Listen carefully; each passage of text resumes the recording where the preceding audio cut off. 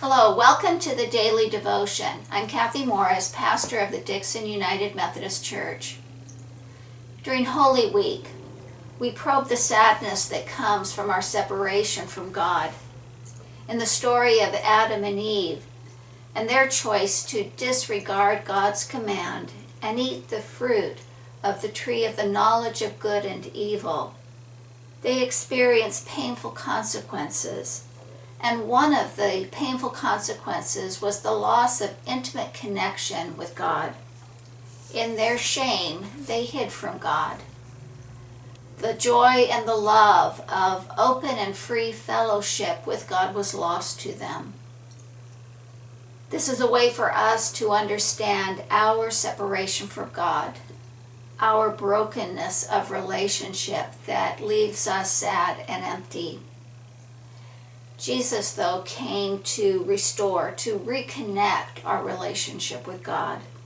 And he did this by entering fully into human life and existence. Jesus entered so fully into human life that he even experienced complete loss of connection with God as he died upon the cross. Yes, Jesus reestablished our connection with God by losing his connection with God. This is the love that we see upon the cross and the mystery of our salvation.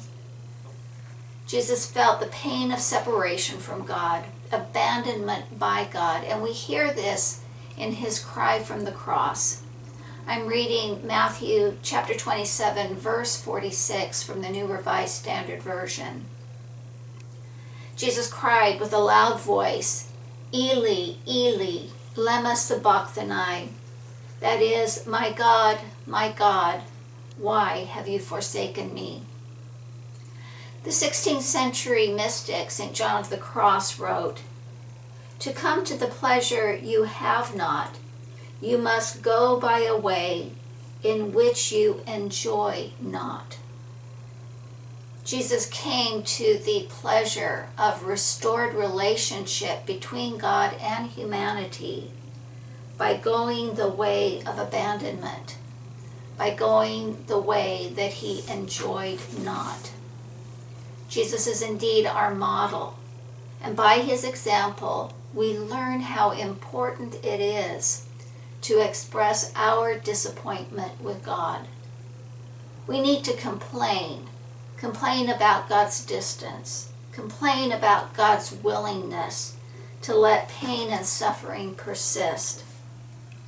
As we are willing to honestly express our feelings directly to God, we actually draw closer to God in genuine love. In your prayer journal, list all of the things in your life and things going on in the world that provoke you to anger and sorrow. Be as honest as you can. This is not a sign of lack of faith. It is a sign of great trust.